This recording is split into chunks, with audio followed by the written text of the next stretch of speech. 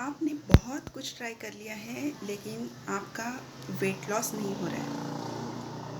आपने बहुत कुछ ट्राई कर लिया है लेकिन आपका कॉन्स्टिपेशन का इशू रिसॉल्व नहीं हो रहा है।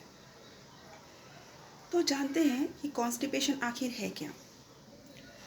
हमारी बॉडी में एक नेचुरल प्रोसेस है। जब हम कोई भी फूड खाते हैं, कोई भी चीज़ हम पीते हैं, तब इसकी जितने भी न्यूट्रिएंट वैल्यूज़ हैं हमारी बॉडी इसको अंदर रख लेती है और जो चीज़ नहीं चाहिए इसमें से इसको बाहर निकाल देती है। बाहर निकालने के दो तरीके होते हैं। बेसिकली देखा जाए तीन तरीके हैं। एक है स्वेट, एक है आपका पॉटी और एक है यूरिन। तो आप यूरिनेट करते हैं, आप स्वेट करते हैं, लेकिन जब आपका पेट साफ़ नहीं होता है, जब आपका पॉटी साफ़ नहीं होता है, तब आप इसे कहते हैं कॉन्स्टिपेशन। तो ये किस रीज़न की वजह से होता है? इसके बहुत सारे रीज़न्स हैं। कुछ हार्मोनल ट्रिगर्स होते हैं, या आपके कुछ स्ट्रेस लेवल इश्यूज़ हो सकते हैं, या आपके खाने में ही आप कुछ ऐसा खा रहे हैं जो कि बाहर ही नहीं निकल रहा है, या तो आप कुछ ओवरली फाइबर्ड फूड खा रहे हैं, या तो फिर आप फाइबर ही नहीं खा रहे हैं। तो इस तरीके में अगर आप कोई भी चीज़ इसमें ले रहे हैं, जैसे कि लैक्सेटिव्स ले रहे हैं, जब तक आप लैक्सेटिव्स लेते हैं तब तक आप कॉन्स्टिपेशन से रिलीफ पाते हैं। लेकिन जैसे आप ये लैक्सेटिव लेना बंद कर देते हैं, आपका इशू वही का वही है। तो इस इशू को परमानेंटली सॉल्व कैसे करें? आप ऐसा क्या करें कि आपके इस इशू के लिए आपको बार बार लैक्सेटिव ना लेना पड़े। कॉन्स्टिपेशन की वजह से अगर आप अपने वेट लॉस में कुछ भी ट्राई कर रहे हैं, अगर आप कॉन्स्टिपेटेड हैं तो कोई भी वेट लॉस की टेक्निक काम नहीं करेगी।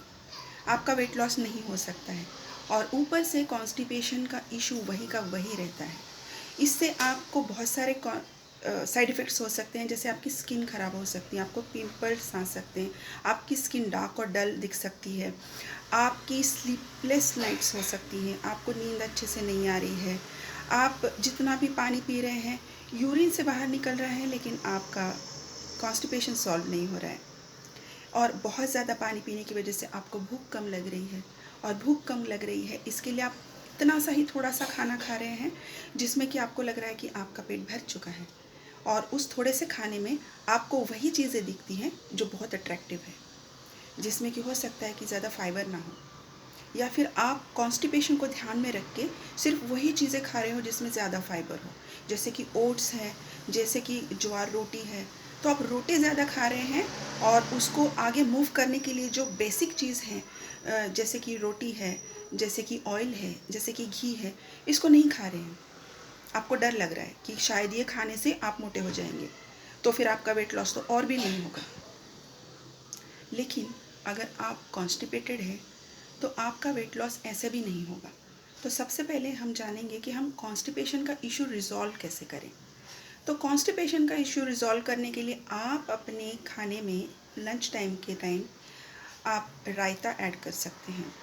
पालक का रायता ऐड कर सकते हैं, बथुए का रायता ऐड कर सकते हैं, आप क्यूक्यूम्बर का रायता ऐड कर सकते हैं, आप फ्रूट्स ऐड कर सकते हैं। खाने से पहले आप फ्रूट्स या रायता पहले खा लें, उसके बाद आप लंच खा लें।